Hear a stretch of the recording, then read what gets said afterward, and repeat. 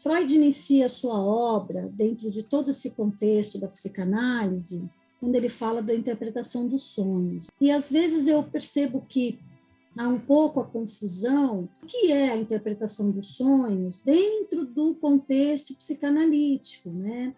Então eu vou falar um pouquinho dessa abordagem de interpretação dos sonhos dentro da psicanálise, da obra de Freud, tá?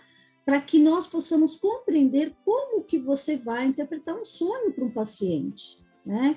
Senão fica uma coisa muito mística, e na verdade a psicanálise, ela não tem nada de místico, né? Ela tem uma base na filosofia, na ciência, uma base no comportamento, de acordo com as coisas que vão aparecendo, né? E o manejo que o terapeuta tem que ter, no caso, com esse analisando, tá?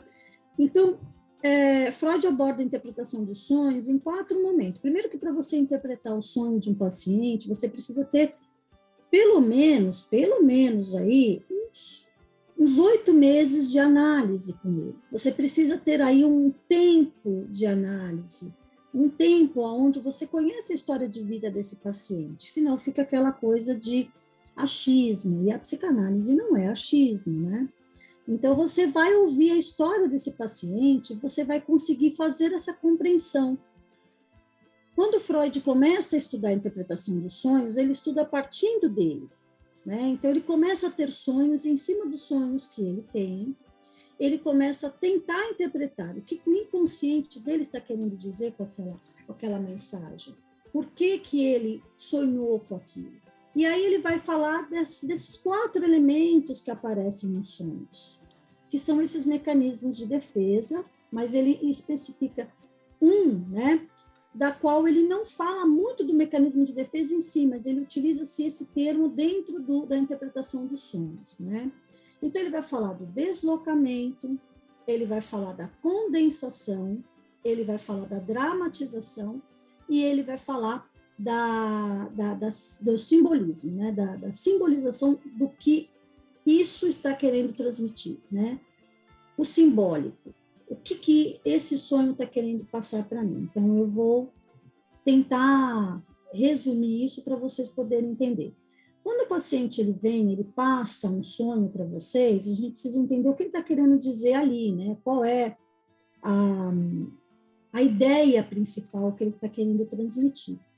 Isso nós chamamos de elaboração onírica, tá? A elaboração onírica é um manifesto que vai trazer, né, que nós temos o conteúdo manifesto e o conteúdo latente. O conteúdo manifesto é a elaboração onírica. Por que é o onírico? Porque são símbolos que eu vou utilizar para poder transmitir o que o meu inconsciente, na verdade, quer. O meu inconsciente, né, ele vai estar cheio ali de mecanismos de defesa de soldadinhos, para vocês entenderem de uma forma mais didática, onde eu não consigo acessar o seu conteúdo latente verdadeiro. Então, é colocado ali diversas formas de interpretação. Então, eu coloco personas, eu vou colocar ali imagens. Essas imagens é que vão fazer o que nós vamos chamar de simbolização. Então, se eu sonho, por exemplo, com uma bicicleta, não é necessariamente a bicicleta, tá? Se eu sonho, por exemplo, batendo no meu chefe, não significa que eu quero bater no meu chefe, de fato até pode ser, mas o chefe em si ele não tem uma representação, talvez, necessariamente dessa figura do chefe, ele pode ser uma figura do meu pai, né? Ou alguém da qual eu não me identifico. Então, primeiramente, a priori, nós vamos perceber o quê? Quais são, né, as formas que esse paciente vai trazer dentro do que nós vamos chamar de simbolismo, tá? Então, o que ele está trazendo ali?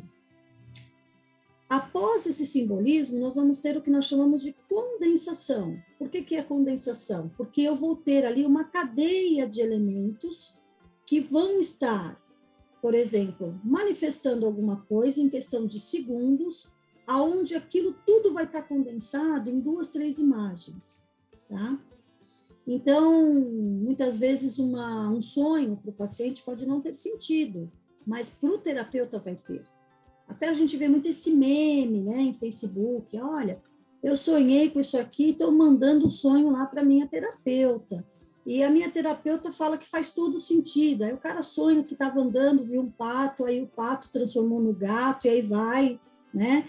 E depois ele pegou uma bicicleta e saiu andando pela rua, e depois ele estava chupando sorvete. Então, quer dizer, nada a ver, né? Sem uma sequência lógica nenhuma. Para ele não tem sequência lógica, mas para nós, conhecendo a história de vida desse paciente, você vai fazendo o quê?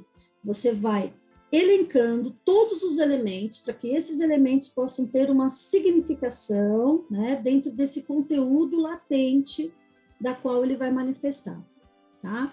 Então, tudo isso vai ser um processo. E Freud também fala do deslocamento. Por que deslocamento? Porque é no deslocamento que o indivíduo ele tira aquele conteúdo latente, por exemplo, sexual, um desejo pela secretária, e ele transforma aquele conteúdo latente, ele desloca aquilo para o sonho.